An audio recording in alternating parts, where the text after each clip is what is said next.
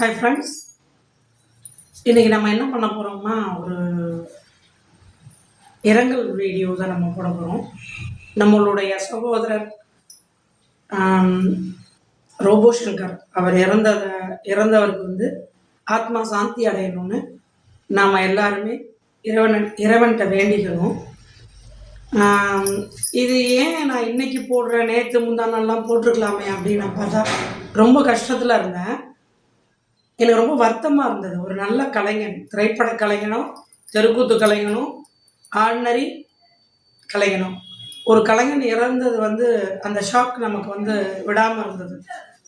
அதனால நான் ரொம்ப அதை கஷ்டமாக இருந்தது, என்னால் பேச முடியல. அதனால் நான் ஒரு நாள் போன பிறகு போடலான்னு பார்த்தேன். அதை விட நேற்று அவருடைய இறுதி ஊர்வலத்தில் நடந்த விஷயத்தை வச்சு நிறைய பேர் நிறைய பேச்சுகள் பேச ஆரம்பித்தாங்க. அதனால் ஓகே, இன்றைக்கி வீடியோ போடலாம் அப்படிங்கிற எண்ணத்தில் தான் நான் போடுறதுக்கே வந்தேன். நான் அந்த மனிதர் எல்லாம் நினைக்கலாம், என்ன 46 வயசில் இறந்துட்டார். ஆனால் 46 வயசில் என்னெல்லாம் சாதிக்க முடியுமோ எல்லாம் சாதிச்சுட்டு இறந்துருக்கார் அந்த மனிதர். 46 வயதுங்கிறது ரொம்ப கம்மி. நல்ல நடிகனுக்கு வயது சாவே கிடையாதும்பாங்க. என்ன, ஏன்னா எனக்கு நல்லா தெரியும், அவரை பார்த்துருக்கேன். நான் சிவகாசிலையும் அவரை பார்த்துருக்கேன், சென்னையிலையும் நான் அவரை பார்த்துருக்குறேன். நம்ம ரோட்டில் தெருவில் போகிறப்ப கூட நம்ம பார்க்குறோமான்னு திரும்பி பார்த்துக்கிட்டே போவார். மக்கள் கவனிக்கணும், நம்ம கவனத்தை ஈர்க்கணுங்கிறது தான் ஒரு கலைஞனுடைய தலையாய கடமை. அதை அதை கவனிச்சிருக்கிறாரு, நானும் பார்த்துருக்கேன்.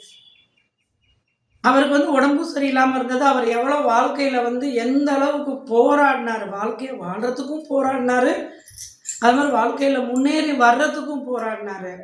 அந்த நடுவுலையே பார்த்தீங்கன்னா இப்போ ஒரு 2 வருஷத்துக்கு முன்னாடி ஜாண்டிஸ் ரொம்ப செத்து பிழைச்சி மனுஷன் வந்தார்.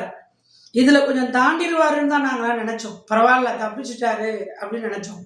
பட் அது நிலைக்கலை, என்னன்னு தெரியல. அது ரொம்ப பாதிச்சிடுச்சு. ரெண்டாவது அவர் இறந்தது எந்த அளவுக்கு துக்கமான விஷயம், எந்த அளவுக்கு பாதிப்பு, யாருக்கு பாதிப்புனா அவங்க குடும்பத்துக்கு, அவங்க மனைவிக்கு, அவங்க பொண்ணுக்கு தான் ரொம்ப ரொம்ப பாதிப்பு. நமக்கெல்லாம் இல்லை, அவங்களுக்கு தான் பாதிப்பு, பெரிய இழப்பு. சரிங்களா? ஆனால் இதை என்ன சொல்கிறாங்க எல்லாரும், அடுத்த வீடியோவில் நான் போடுறேன், கேளுங்க.